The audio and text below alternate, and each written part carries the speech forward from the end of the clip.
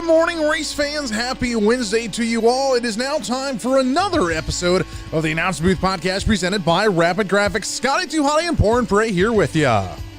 How's it going this morning, buddy? It's going good, man. How about you? Oh, it's a little cold, but we're doing good. Doing good indeed. Hey, what's on the show today? Hey, man, on the show today, we got probably two of the funniest guys I know. That'd be none other than Gregg Hammon and Nate DeSive. Along with our question of the week, how many years have you been in racing, and how many wins and championships do you have? All this and more coming up next on the Announcer's Booth Podcast presented by Rapid Graphics.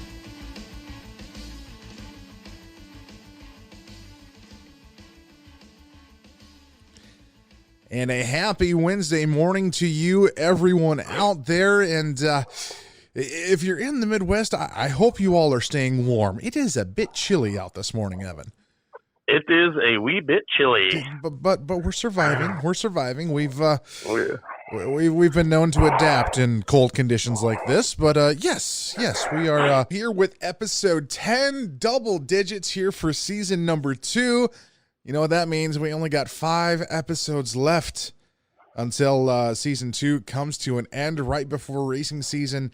And Evan, I mean, we've had a great season so far. And this episode, like you said in the introduction there, two of the funniest guys that we know. And that being Gregg Hammon and Nate DeSive. And the interviews that we got on the show today, they were great.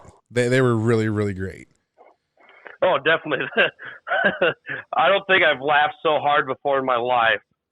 And that was just starting with Nate, and then we get Greg on there, and it's like, man, this is this is even better. And you know, both guys, really good friends of ours, on and off the track. And Greg actually invited us down for some food and Daytona 500 racing action after we recorded his interview on Sunday, is what it was. So. And then, you know, we even got him in the question of the week for next week's episode as well. Ham is just a good guy all the way around. He really is. And I got to say, that food was, oh, man. Yes. Food coma on the way home. Yeah, well, I hope not. I mean, a food coma hopefully after you got in the house, but. Oh, it set in about halfway home. Oh, man. Yeah, no. But it was good eats. Yeah, Greg's family definitely knows how to cook. And, Nate, he is, like you'll hear in the interview, he's a very passionate, fun-loving, go-lucky, experimental guy. And when I say pretty sure in there I called him a scientist. Yes, I think so. I can't quite remember, but when we say experimental, like, as you'll hear in the interview, the things that Nate does with race cars is... And we're talking setup-wise. Yes. During this interview, I know Nate couldn't see us because it's on the phone, of course, but, like, if he could have just seen the looks on our faces with some of the things that he was describing about what he can do with a hobby stock and a stock car, it's just off-the-wall nuts. Crazy. It is like, it's never going to work. And the crazy thing about that, though, is it does. It works for him. You'll find him in Victory Lane, and, hey, what was that setup? Oh, this is what I had in the car. Huh? No. There's no way that would work. Yeah, no, it works. And he said, yeah, when I sold the hobby stock, I had 68 pages of setup notes. That's like, oh my goodness. I don't even think we had like 10 hardly for the hobby stock when I was racing. I mean, how many notes and setups do you have, Evan?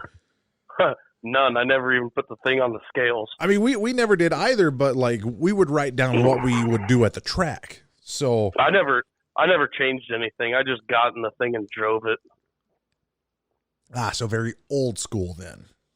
Probably wasn't the smartest way. Probably could have been a lot faster if I would have played with some stuff. But nope, I just got in it and drove it. So very old school, and we all know you like tight race cars, and it has definitely showed on the track. Oh yeah. But no, just that's the crazy thing about it, though, and the topic for discussion today, just what you can all do with race cars now compared to like way back when, where, like you said, Evan, just basically got in it and drove it. Whereas, Yes, it's nice to see that, because then it's like the driver really comes out and what they can do with a car. But the thing is, like, so many things have changed over the years, and now, the different setups that go on these cars to make them perform better, shocks, springs, tire pressures. There's a deal, with ride height with shocks that you can do now. And, for travel. Putting a turn in and taking a turn out.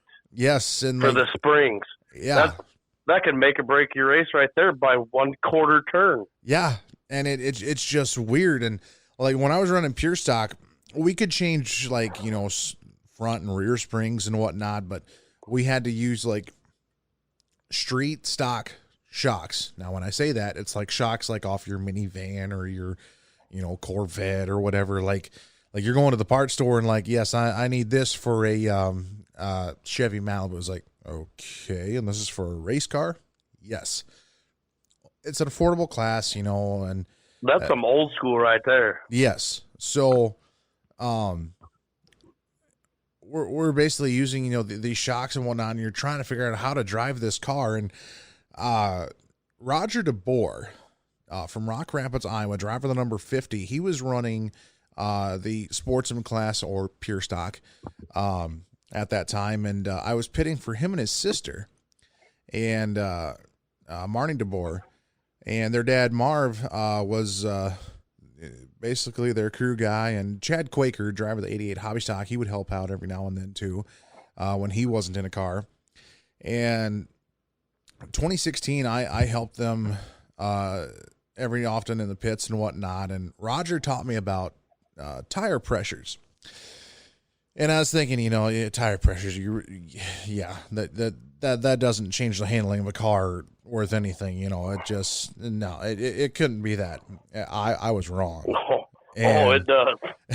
And, normally with your normal car, 40 PSI all the way around. And for the sportsman and hobby stock, we were doing, 26 to 28 pounds on the right side, and then like 16 to 18 pounds on the left front, and then the left rear would be 14 to 16 pounds. And well, I'm not going to tell any speed secrets here, but this one person I may or may not know may or may not run 8 pounds in his left rear tire. See, and there was one night that I was looking over, I was looking over Roger's car, I believe is what it was. And I said, "Hey, Roger, your left rear is kind of flat. It looks like it needs some air." He's like, "Oh no, it stays that way. It's got," I think he said it's like 14 pounds of air in there. I was like, "Yep." And then I was like, "Well, why would you do that?" And then he started telling me, he's like, "Well, you got to make the tire as wide as you can, and you're getting that drive off of there. And during the race, the tire does heat up, and then it expands and everything." I was like, that makes sense. Okay. So so that's how I learned about tire pressures, and then I put it to work on my car, and every car handles different with different tire pressures. It does. Yes, it does. And what worked on Roger's car and Marnie's car did not work on my car or my uncle's car, because I was pitting for him also before I started racing. And you just have to figure out what works for your specific car. And some of the tire pressures were just plain out weird, but hey, it worked. And that's the thing with Nate, like we were saying, it's just some of the things he comes up with. He's telling me, "Yeah, we put like a 8-inch, 100-pound spring in the rear." Huh? Yeah. Y'all, if this would have been a video interview, you would have seen me and Scotty's jaw hit the ground. Yes, because it is highly unheard of putting an 8-inch spring, 100-pound rate in the rear of the car. I mean, you don't even do that into the front at all. So it's because your basic setup is, at least this was my basic setup. We had 11-inch springs in the front at 900 and 1,000. Rear springs, we had 200, 13-inch in the left rear, and a 13-inch in the right rear of 175. That was just our basic setup. And then Yeah. I can't remember what we had for tire pressures. I don't have my setup notes sitting here, but that's just your basic setup that you just like start off at. And here's Nate just being Nate, off the charts, just like, yeah, we're gonna try this. We're just gonna wing it. It's like, okay, and it works. And his, yeah, like you said, his winging it works. Yeah. I don't know how. Yeah, but it works. I don't know how either, but yeah, we will get to that later on in the show here. You will hear that in Nate DeSive's interview. But first, though, we're going to take a quick break here, and we are going to hear from Fort Orange Salvage. And right on the other side of the break, we are going to hear the Fort Orange Salvage question of the week. And it's one you're not going to want to miss. Stay tuned. Evicted tenants leave a mess behind? Have an old appliance that you're tired of staring at? Yard waste, branches, carpet, old furniture, other discarded items you just want gone? Well, Fort Orange Salvage can take it all away. Call Jamie at 605-376-8532 for a quote today, or you can find him on Facebook by searching Fort Orange Salvage-Junk Haulers.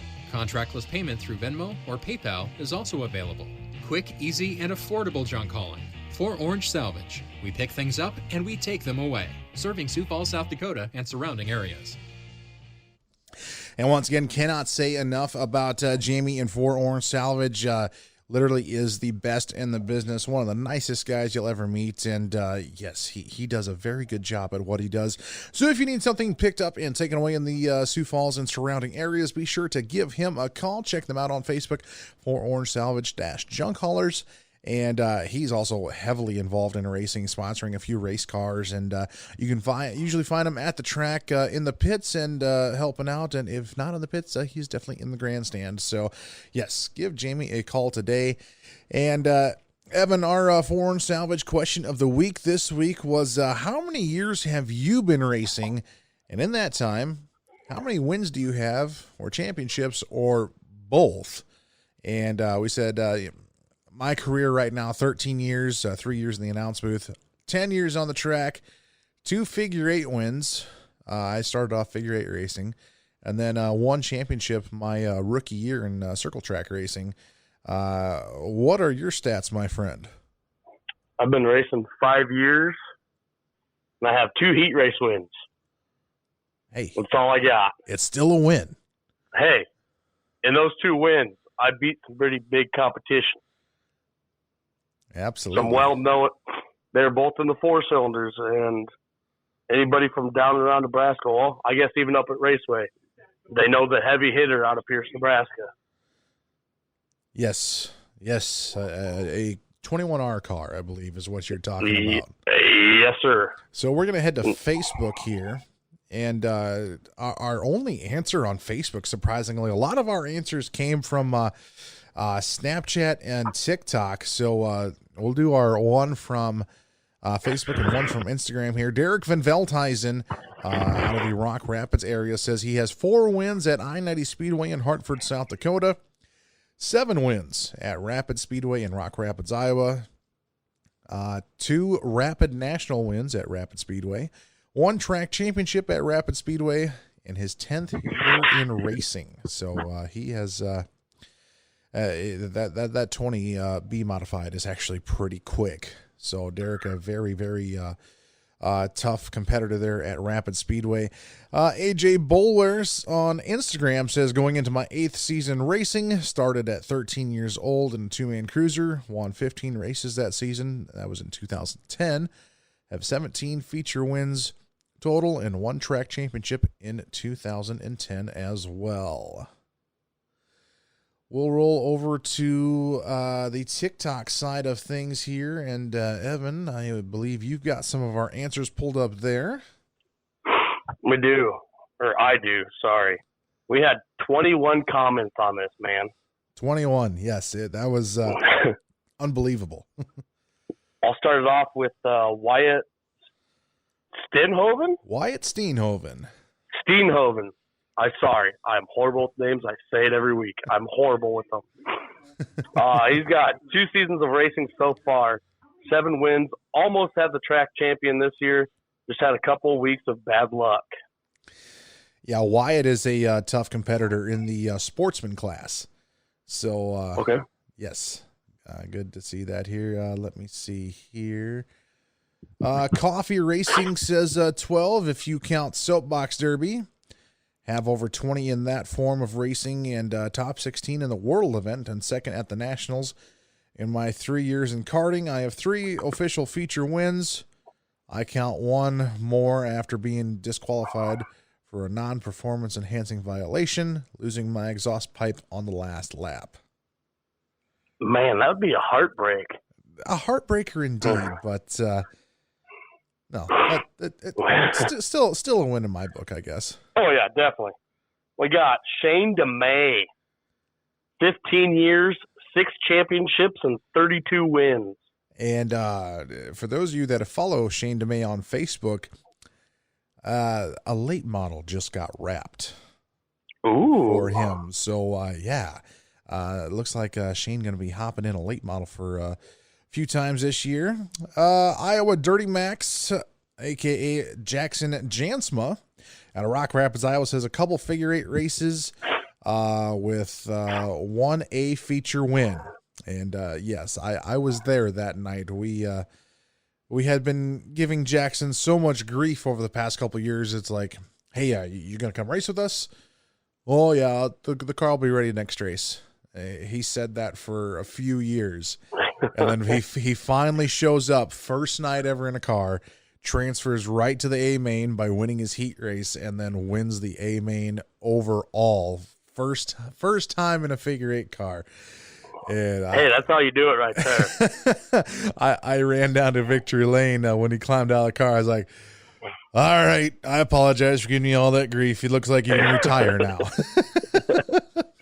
So Jackson, a couple figure 8s and 1A feature win. And he actually got a bonus as well. I believe Terry Penning put a 12-pack of Mountain Dew on Jackson to win that night. And hey, there you go. He got the job done. I got James Rose, 16 years and 5 wins. We got Ed here, says 1 race as a fill-in driver and finished 3rd. That is impressive. That is pretty impressive. I got the old Dustin Jackson, 14 seasons, around 45 wins, if I count correctly, 2 series championships and 2 track championships. That is awesome. That is awesome. Of course, the Dustin Action Jackson, as Jimmy Scott would say. Yes, sir. Trevor Service, sprint car driver, says 10-year, 2 sprint car track championships, 2 state championships, 1 series championship, and 26 wins for the driver of I believe that's the 10 car, Trevor Service. I got Brian Reed, 26 years of racing, still trying to pick up his first win. Hey, and sometimes it's like that too. I know guys that have been racing for years, still chasing that win. It will come soon enough. You just get those guys out there having fun, man. Yeah, there was one story from the 2021 racing season. Jim Pruitt was racing late model street stock at Huset's. Has always wanted to get a win at Huset's. And after I think it was 13 or 14 years of trying, he finally got the win, and he's like, I can retire now for doing yes, sir. that. So Brian Hoeing says 10 years of racing, 1 hobby stock win, 1 late model street stock win, and countless B main wins. Mr. Gregg Hammon. Oh boy. I think this will be my 11th year. I don't know. Does Greg ever know? That's a good question. Greg, I know you're listening to this. Do you ever know? 3 wins, no track champions. But win or lose, we still drink Mountain Dew. Yes. It might be a little mixy with that Mountain Dew, but yes. This does not say Mountain Dew, but we're going to keep it kid friendly is what you're looking there for. You go. I couldn't spit it out. Speaking of kids here, Caleb Brunson says 2 seasons, 9 wins, working on a championship. And that kid, I tell you what, he is I think he could be a championship contender. I'd say so. Okay, let me I see. got What do you got? John Smithberg. 3 years with 84 wins and 3 championships. Wow. That is definitely something. That's impressive right there. TVO says 15 years, 2 championships, and 40 feature wins. Let's see here. Racing Angel. Racing since 2015, 7 seasons and 1 championship. Dusty Dawn here says, been around racing my entire life, but I've been racing for 10 years now, 1 feature win, and won a track championship last year. Shell Willie raced for 3 years and ran 3 different tracks, 14 wins, didn't not run for points, just pure enjoyment, 0 championships. Mick Racing would be our last one. I do not see that one. I don't have that one on mine. Oh, there it is. 15 seasons complete, handful of wins, 1 track champion.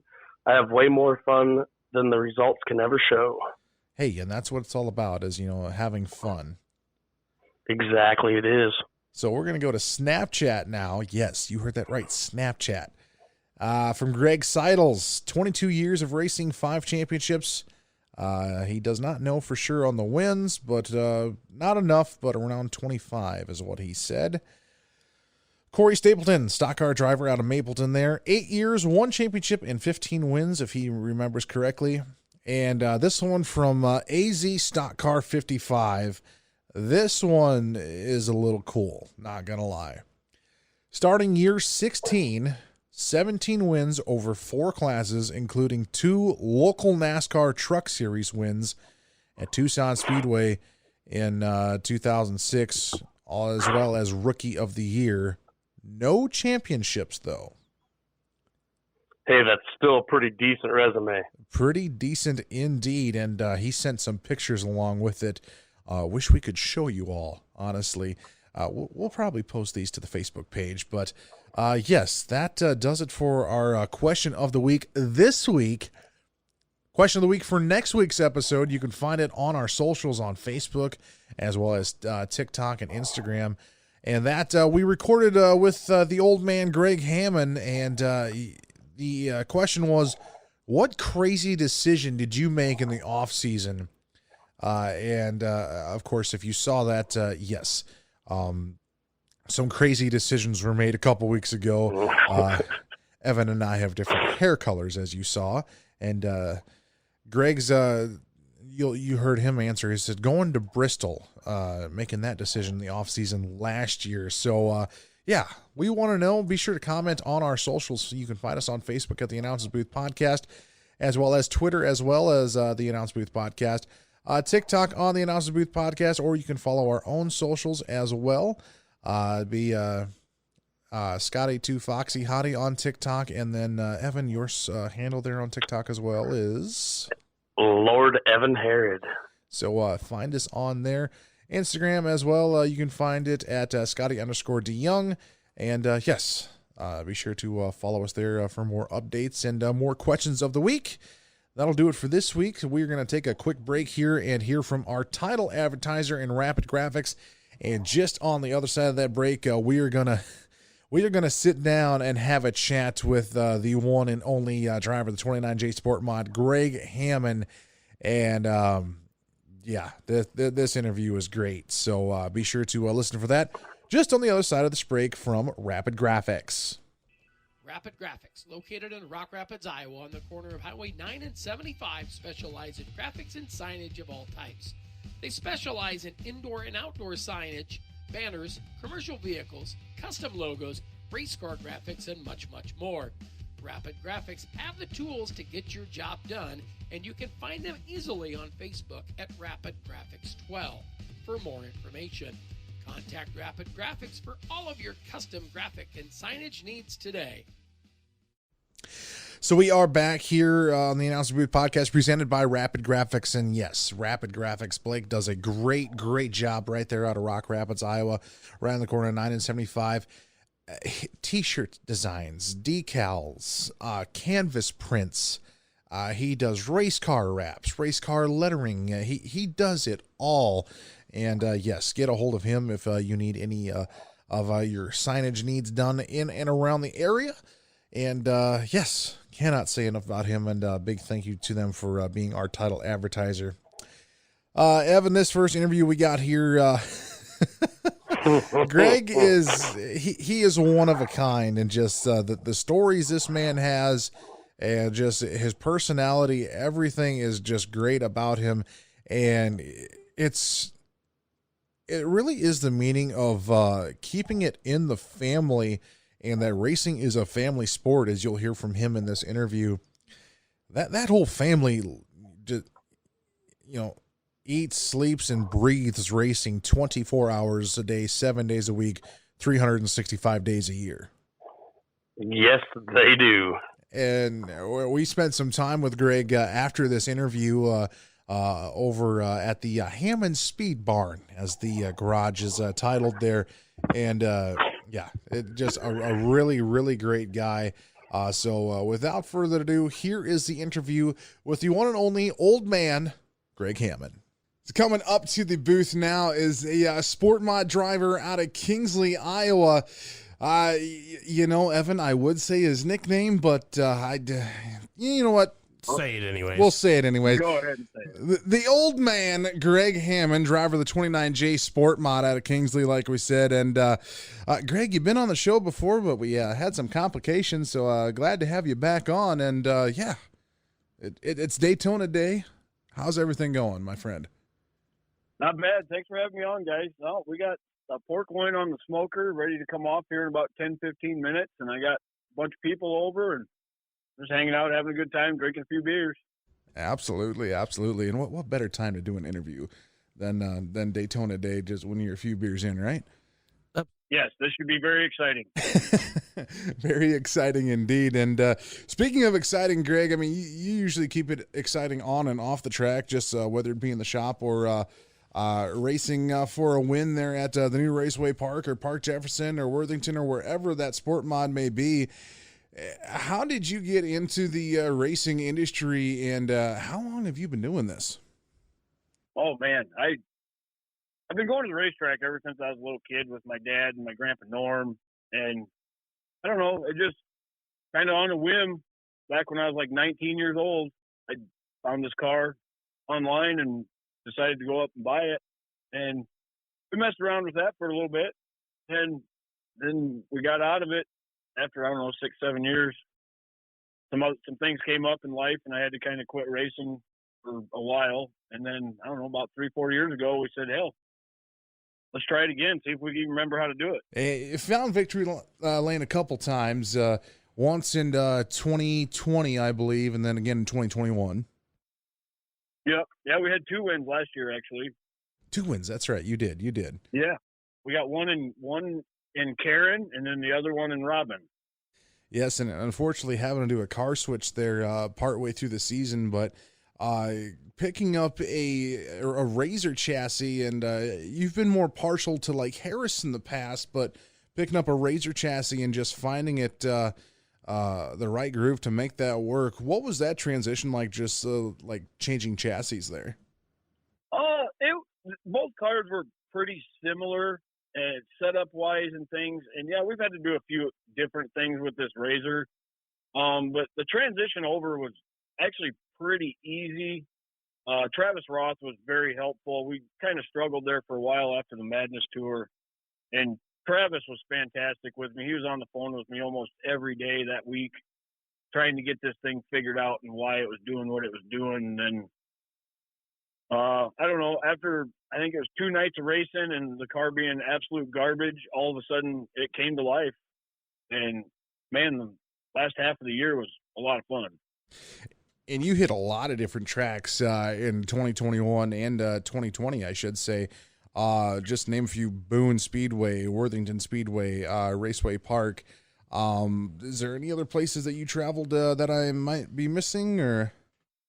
Well, we went down to Bristol, Tennessee last March, and that was phenomenal. That was by far probably one of the most badass things I've ever done in my life. I wish we were going back this year, but it ain't probably going to happen. But then we've been up to Slayton and some other tracks around. I'd like to make it out to Nebraska. I don't think I've ever ran a race in Nebraska, so that's kind of on the list this year, is to get out to Nebraska and do some racing too. Yeah, come down and see us. Yeah, you bet, Evan. It'd be a good time.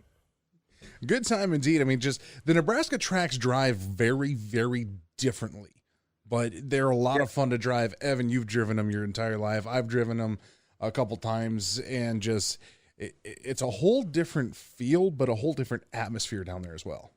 Yeah, I look forward to it. We're going to try and start the year down at Beatrice here in a couple of weeks and see how that goes. That is actually one track I have not ran, is Beatrice. I've never even been to Beatrice. Hey, let's go. Do you know where it is, Scotty? I've driven by there, but I've never been to the track. I haven't been to the track either. Yeah. Hey, you guys hop on and I'll give you a ride down there. Road trip. Road trip. That sounds very good. Very, very good. And you mentioned Bristol, that you went there last March, and the first time Bristol Motor Speedway in 20 years getting covered in dirt again, and dirt racing back at the Monster Half Mile. Had to have been, a once-in-a-lifetime experience going down there, and probably driving a lot different on a extremely banked track. What was that experience overall like for you? Overall, I would say it was just another race. I mean, once we got to racing, it was just another racetrack. It was just another race. I don't think I actually took the whole scope of everything in until probably that Friday when we went out for our last chance qualifier and actually looked around, and there was 25,000 people in the stands. And that's when it kind of hit me like, oh, this is big time. This is cool. Like how huge the place was and how loud 25,000 fans are. I've never been in front of that many people before. It actually gave me goosebumps and some chills, and I don't know. It was wild. It was wild. I'll never race on a track like that ever again, where it's just flat out hammer down, keep your foot to the floor, or you're getting run over, man. It was so fast. More like float like a Cadillac, sting like a Beamer, keep it to the floor, and hope it sticks, in other words.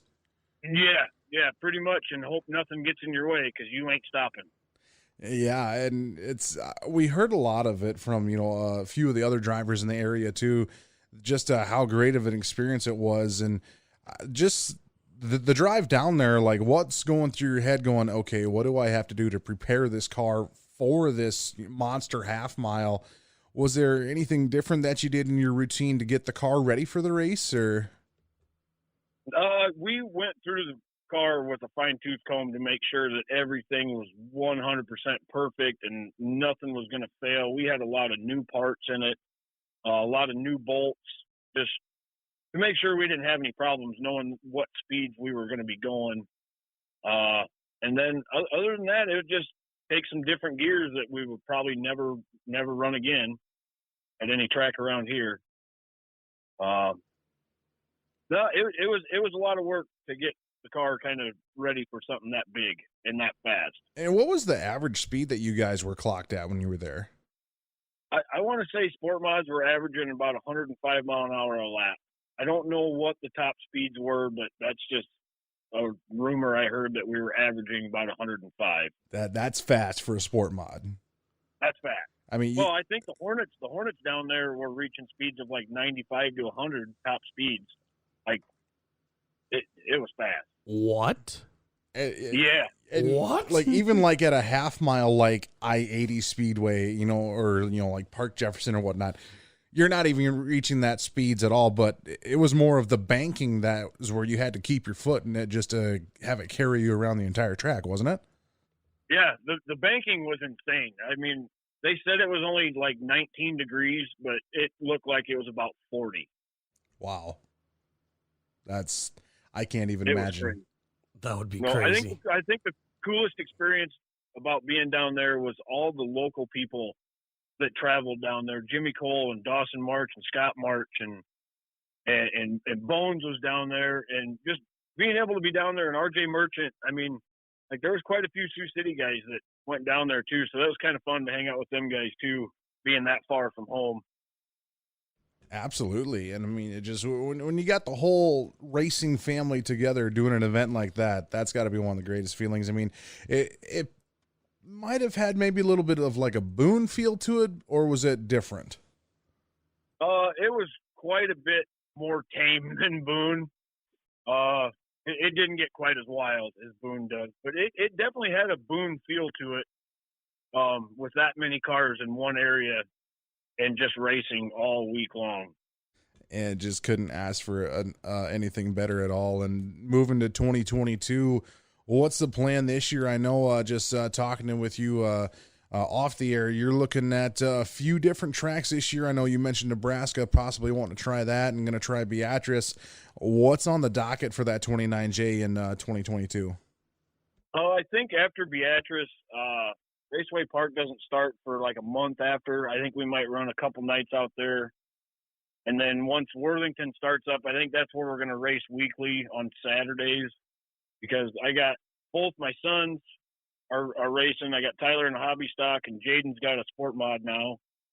So, and then Riley, she's going to have that sport compact out again. So, I mean, I'm going to race on Saturdays and then go with them and help them on Sundays out at Raceway Park and get their stuff going and see what they can do.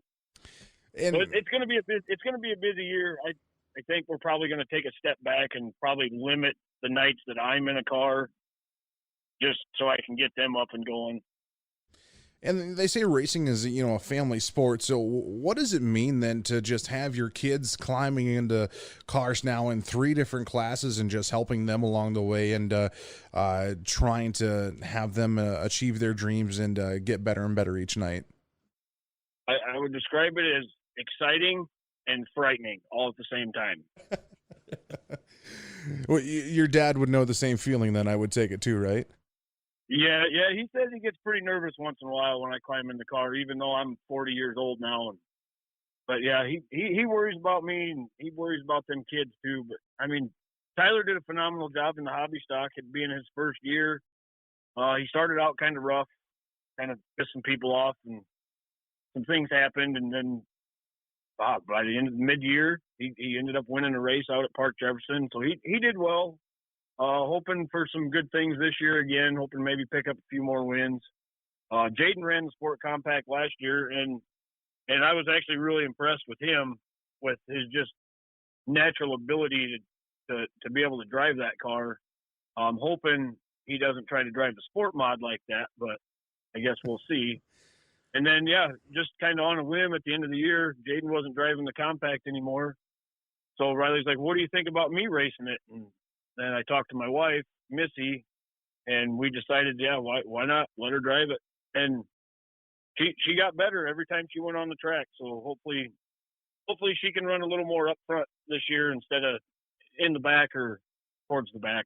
And it's an all family affair too, because I mean, you got your dad helping you in the pits each and every week, and even Grandpa Norm helping in the pits every time too. Just keeping the whole family involved. I think that's just a wonderful thing. Yeah, it's something. I mean, you look around in our pits, and at any given time, we have 4 generations in our pits at all times. It's something. I mean, it's just something what we've been into our whole lives. My grandpa grew up with it. I mean, he's been working on cars since probably the 50s, and then got my dad into it, and then Dad got me into it, and my kids are following right along. And going to be carrying down through the generations even to come as well, I'm sure. I hope so. I hope someday I get to see my grandkids racing.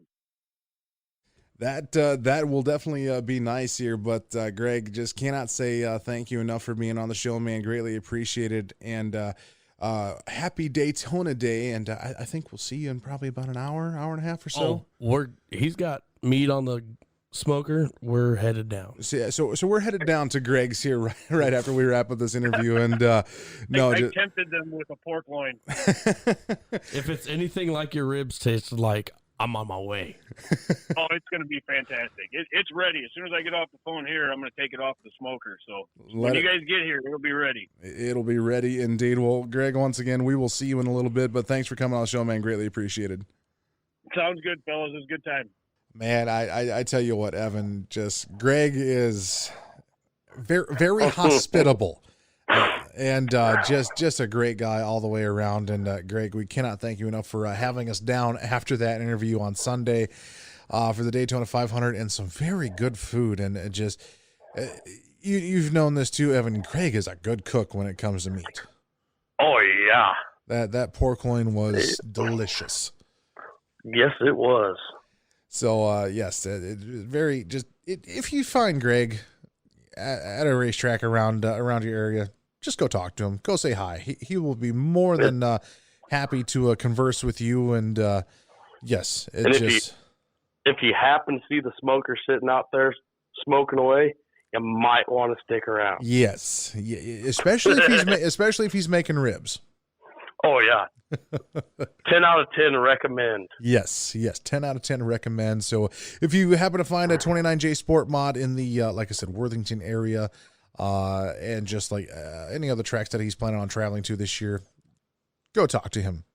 You will have a new friend immediately, and just a great guy all the way around. And Greg, I know you're listening to this. I say that because I'm glad to be a good friend of the show, man, and glad that I can call you friend as well. We're going to take a quick break here and hear from the Sodak iRacing series. And just on the other side of that break, our, you know what, I'm going to say it, Evan, our second comedian makes his appearance on the Announcers Booth podcast, and that being Nate DeSive, our experimental scientist. That is the best way I can describe him. That's about the only way you could describe him. We're going to hear from Nate and just the crazy stuff that he has been doing, getting his brand new Fury stock car ready for the 2022 season. That will be right on the other side of this break from the Sodak iRacing series.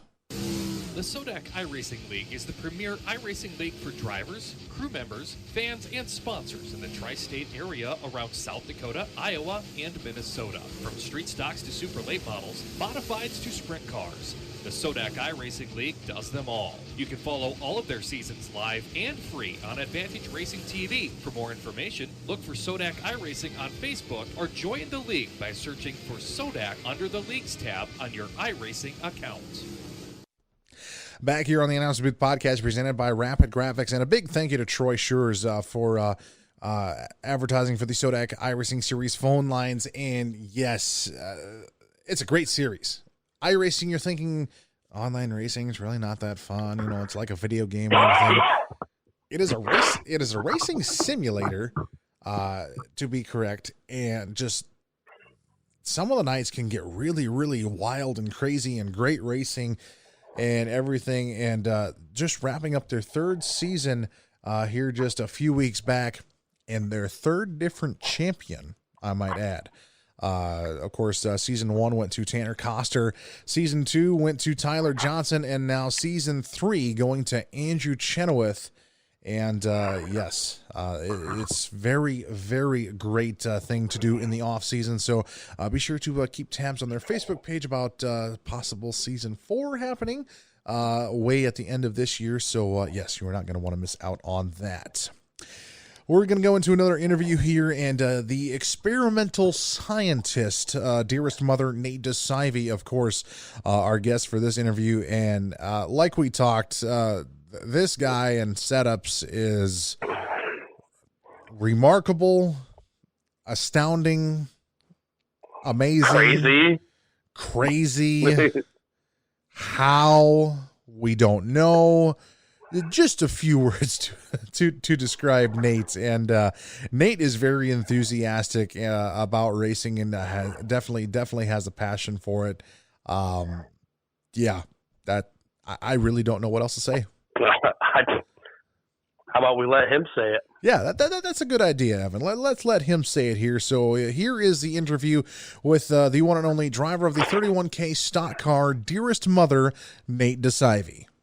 So making his way to the announce booth now is a guy that, well, Evan, how would you describe our next guest here? One Foxy Shazam. One Foxy Shazam, indeed. And that, of course, being the one and only Nate DeSive, Dearest Mother. Got to add that in there. Oh, yeah, you got to add that into. Got to add that into. Nate DeSive coming into the announce booth now. Nate, thanks for being on the show, man. Yeah, thanks for having me. How you guys doing tonight? Well, it's a Saturday night per this recording. We're just hanging out, chilling. We got Abilene, Texas on IMCA TV playing here in the background, and life is good. Life is good. Heck yeah. How are you doing? Not too bad. I'm chopping my roof up, getting her set on Anastasia. The small stuff takes the longest. And now you say Anastasia. Evan and I know what you're talking about, and our race fans are probably going, okay, this is a racing podcast, and he just broke out some Disney. What is going on here? I mean, Anastasia, yeah, wonderful movie, yes, but Anastasia happens to be the name of Nate's brand new Fury chassis stock car. And Nate, it's a big step this year because you've been going now from the hobby stock world and now jumping into a stock car. What's this change like all about, and what can you look forward to this year? I'm pretty excited. The old man let me drive his car or hot lap at opening night in Norfolk of 21, and ever since then, hobbies were just slow and kind of boring to me. I guess quick story on that. After I hot lapped his, I sold my car in June, my hobby, with plans of hopping to a stock car after that. And Wyatt Lehman, number 6 car, he wanted me to hot lap his too because I gave him my super secret setup, my experimental one.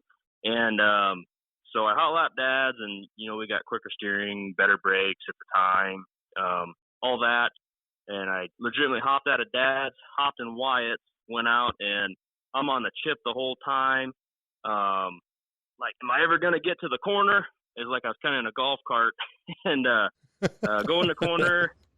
I turn left, and get set up for the corner, and I do like the stock cars. You turn about half a turn to the right, and you're set. I did that in the hobby stock, and about spun out. I forgot you had to do about 17 more turns. So. The wheel goes a little bit farther, yes.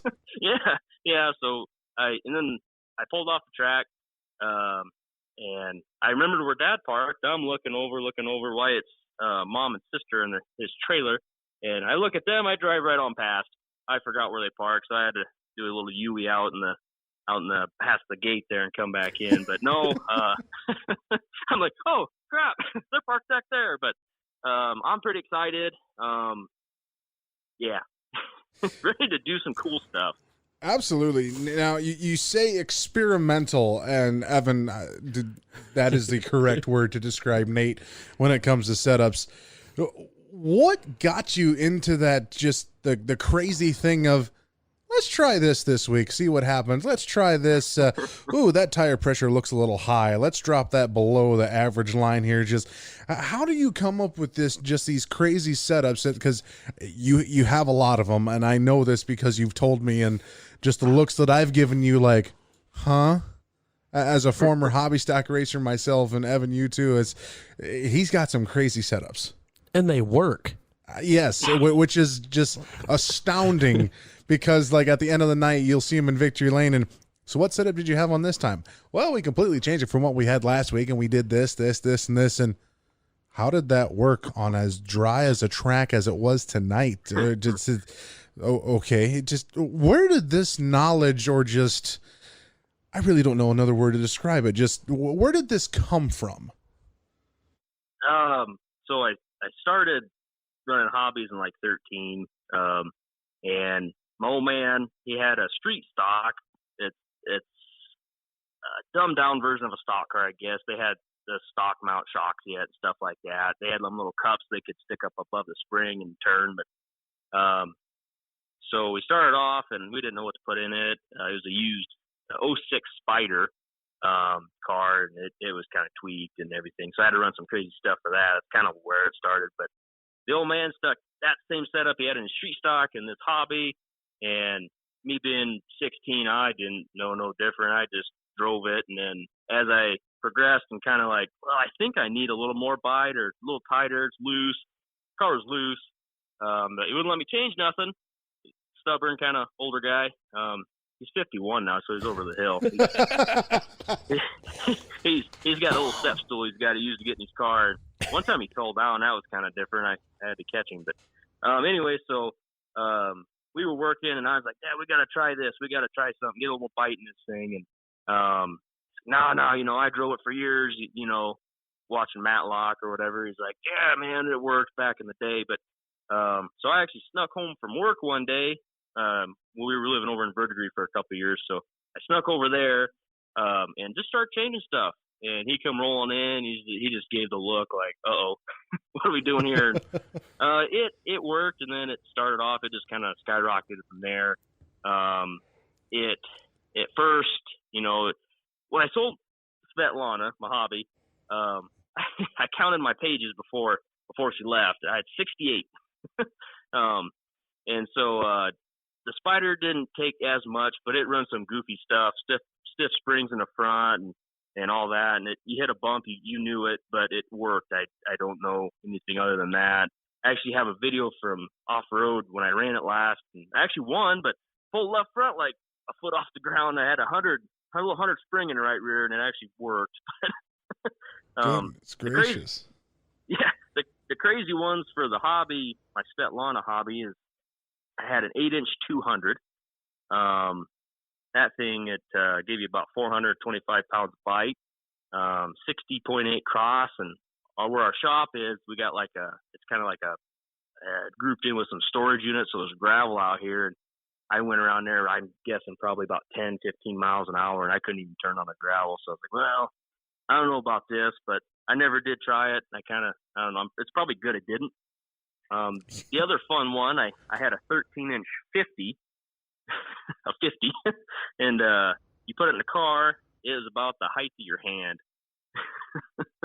It was like 325 pounds of bite. And I tried it for 8 laps at a practice, and it kind of felt laid over, doing cool stuff going in. Center was okay. Exit just shot straight towards the wall. So didn't hit nothing, but different. Different indeed. And Evan, I can only assume our listeners right now are going, yeah, I think experimental is the right word. If not, yeah, crazy. That's the worst. That's the worst part is we get talking setup stuff. I could go on for hours. I just nerd out. I'm just still in shock. I mean, if you could have seen Evan and our faces here, 68 pages of setups for that old hobby stock. Yeah, and the worst part is I'd buy springs. I got a shelf full now, and I probably won't get rid of them because the new hobby rules. But a lot of them just have scaling on them. I scale it and be like, oh, that's only 10 pounds of bite. That ain't gonna work. And so the spring went on the shelf, and never did try it. But yeah. You know, when they say races are won in the shop, I think that is the definition right there. Just wow. Have you ever done anything that crazy before, Evan? No. That is. And it translated in the old man's stock car. Once my fired setups throw like a snowball at it and hope it worked kind of thing, he started letting me kind of tweak on his stock car, which obviously is different. They need different things and whatever, but right. He's kind of the guinea pig. So I got stuff that I ain't gonna try in mine. No, I probably will. But A Memorial last year, we struggled all year with his, and some of the guys, even probably TJ, he'd be able to tell you. Yeah, it was bad. It was bad all year.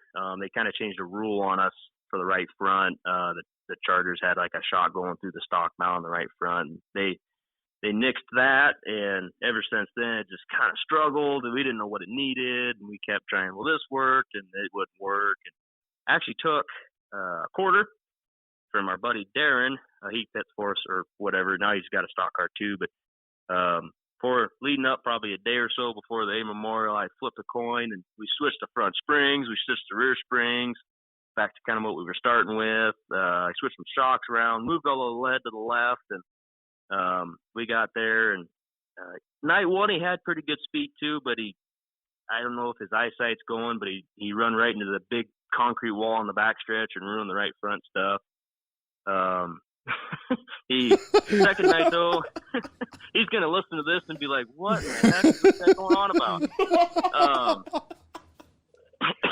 Yeah, Drew Michelle. I don't know who you guys probably know him and everything. There, he was the guy giving the signal to go on the track. He said he seen his bright nose coming. He's like, he's gonna run into the wall, and no, he's gonna miss it. Nope, he ran into it. And he's like, I thought he was coming over, but the funny part about that, I think it was, like I said, he's 51 now. He was napping before, like 10 minutes before the race. Like, dude, you got to get your car. They're getting ready to line up over here. The old man nap before the race. It hits differently. But at least he didn't fall asleep in staging. And like, they're like, "Where's Fred at?" And he's over there sleeping. So we're making progress here. Good old Father Fredrickson. I got to give him some crap there. It's pretty funny. He takes it pretty well, but of course. But no, yeah, we got to the heat race the second night, and I made sure put a little note in there that said wall's bad, straightaway is good. So I think he figured it out. But he come off the corner in his heat race. The thing actually he pulled away from guys, and I nudged Darren. I was like, "You see that? That thing moved forward on that corner exit." I think we're a little on to something. I hope. I don't know if we mess with it just from scratch or what we do. We'll find out in a practice night, I guess. Well, I do remember the redraw. I forget what your dad drew, and I seen you were standing way off, kind of by the pit entrance there, and I was like, "All right, Nate, where are you at? Work your magic. Do what you have to do to make that 31K move forward." We were, I think he drew 4th. I think math is hard, so I usually draw 12, so I don't even pay attention. But in the heat race he got tagged, and it actually bent. You can run those adjustable shock screws, and it actually bent those at like I said, math is hard here. I think it was a little more than a 45-degree angle, and so we couldn't really adjust those. We didn't dare bend them because try to bend them back straight because it'd break. So we just kind of winged it, and I took a couple more turns out than I normally would, and it worked. It took him the first half of the race, I think, to kind of be like, okay, this thing actually works, and he could actually be aggressive rather than defensive. So we'll take it. 4th is good. Absolutely. And now coming into this year, you got this brand new Fury chassis sitting there that you're putting together. Actually taking time away from it to do this interview. What's it going to be like now running with the old man in the stock cars?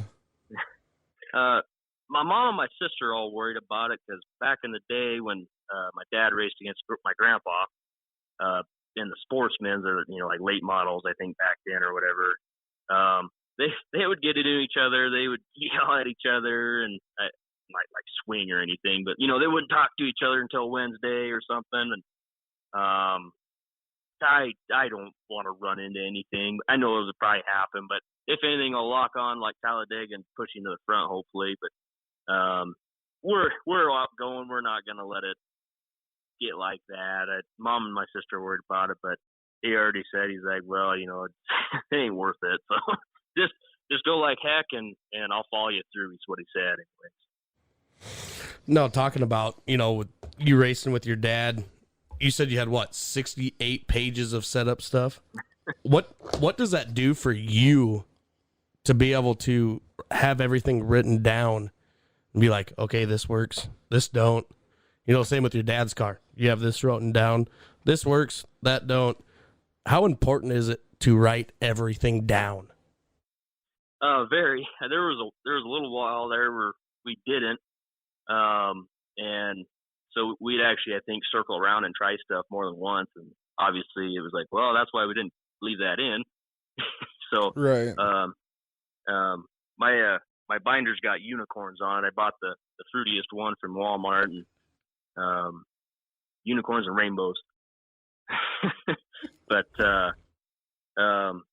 didn't count how many were up to his. I think we're in the 20s on his, just from trying stuff. It's a little, you don't use as much paper because I'd always do it both ways on mine. I'd have it on the scales, change it. write it before I got in, after I got in, and so you can get more setups on one page with his. You just kind of I like start with we kind of have set ride heights we want to start with. That's our base or whatever, and then I'll adjust from there, like two turns in the left rear, right rear, whatever, and I'd write that down. And I have like I said, I think we're probably in the 20s on his. But Somehow I can just see like blueprints out on the table, and Nate just, okay, this will go here, this will go here, and just big old blueprint table. Yes, about 20 foot long. Yes, just Nate in his science coat. Lab coat and goggles, everything. Yeah, I can see it. I can can see him do that. Like how we need to get him like working like a setup workshop or something. Racers can come and just learn about setups. I think that'd be. So what do you run tonight? Oh, I went up to this Nate DeSive kid. He gave me this Nate's crazy setup. It worked. We're in victory lane. Let's go with it. Yeah, Wyatt, like I told you, Lehman, he got a hold of me, and he's kind of asking what I'm bad, I guess.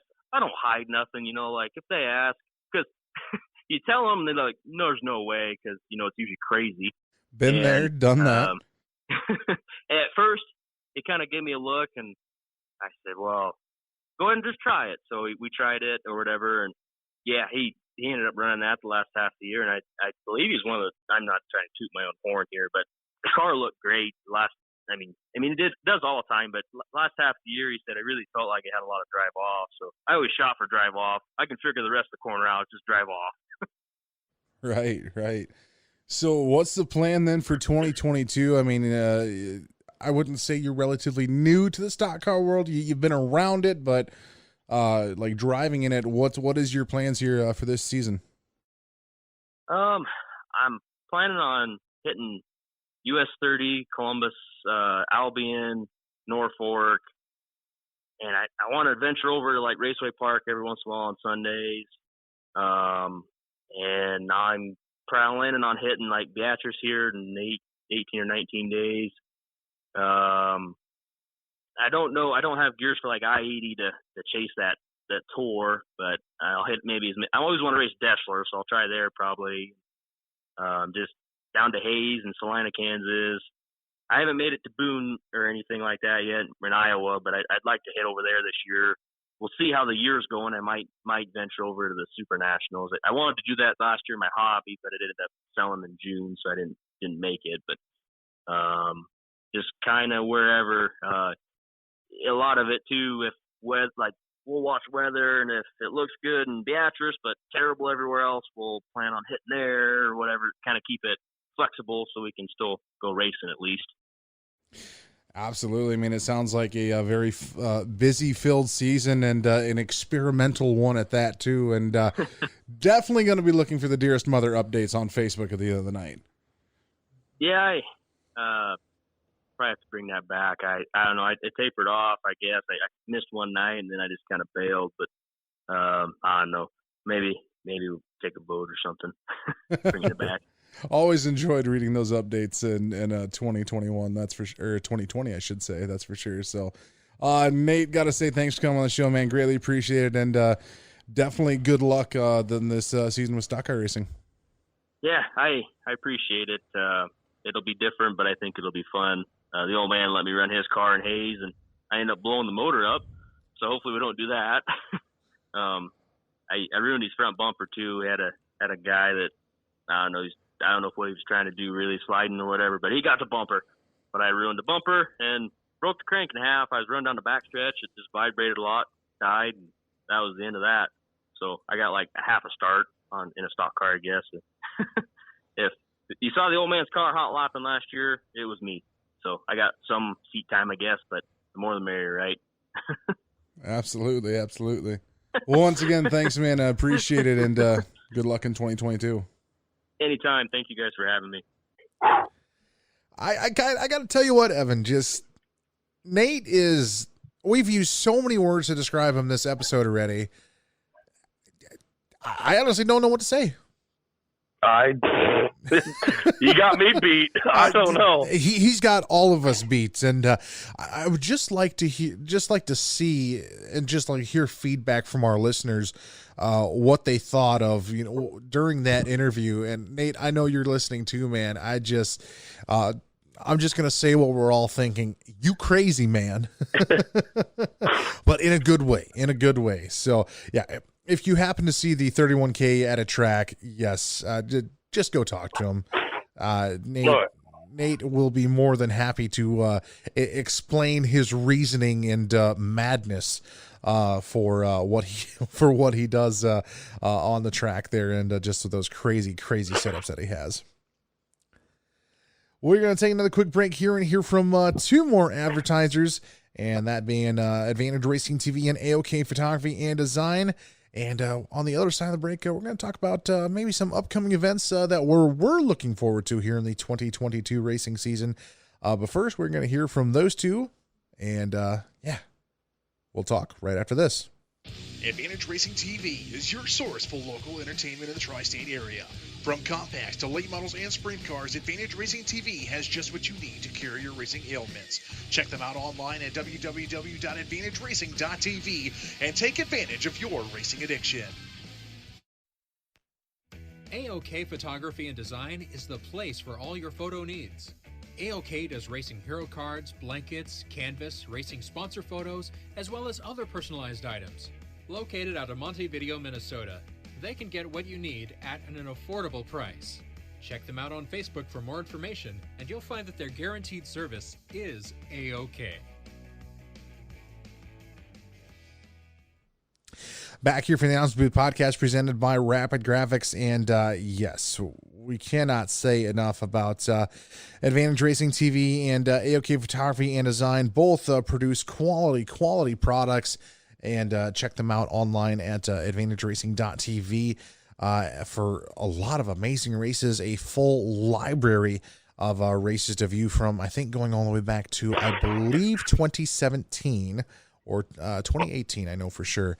And Alex Austinson does a great job with the AOK Photography and Design for sponsor photos and everything. And yes, check him out on Facebook. As well as hero cards too. So be sure to check him out on that. And Evan, we got a lot of things coming up this year for racing season. I know we've talked about it before. I've got a busy schedule for announcing and just traveling, especially like with the Tri-State Late Model Series, announcing a few of their shows for them and helping Director Mike Gross out wherever he may need help at. You're going to be getting behind the mic a few nights over there at US 30 Speedway in Columbus, Nebraska as well this season. I believe I have 3 so far. 3 so far, and maybe more. Who knows? Well, we might try to get you up to Huron, South Dakota for a race here in April. We'll see what happens with that. But I know races that you're looking forward to this year, whether it be behind the mic or just going to what races are you looking forward to this year, man?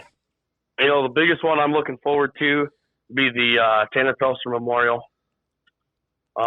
We've talked about it numerous times here, but that's probably about the biggest one that means the most to, I call it my people down here, down in Nebraska. Yes, I know one race I'm looking forward to would be the Lucas Oil Late Models at Huset Speedway in the middle of the summer there with the Tri-State Late Model Series as the support class there.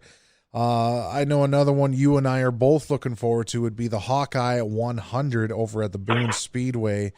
Evan, you and I have been personally invited down there by Rick Eshelman, the voice for the World of Outlaw Morton Buildings Late Models. So that I know we're looking forward to that, and that is going to be a one heck of a show at Boone Speedway. Oh, it is, and it's going to be a fun one. Going to be a fun one indeed, and just so many races to look forward to in 2021. So many schedules, and go support your local racetrack. It's a great time there. It's family friendly, and it's very, very entertaining. And as well as, we always say this too, support your local businesses that support your local track as well, and the ones that support the drivers, because without them, we would have nothing in this great sport of dirt track racing that we all have come to love. Want to say a big thank you to the old man Gregg Hammon for being on the show today, and also to Dearest Mother Nate DeSive for being on the show. Both of you guys are crazy, but in a great way, and just could not ask for anything else for you guys being on the show. So thank you once again. Also, big thank you to Matthew Broadish, Sean Neested, and Jerry Van Sickle for helping out with the show each and every week. And thank you to the race fans for tuning in each and every week. We could not do this without you, and we are glad to bring you entertainment each and every week. Hey, and like I say, stay safe, have fun. We'll see you next week. We will see you next week, everybody, on the Announce Booth Podcast. Thank you for listening. We hope you have a great week.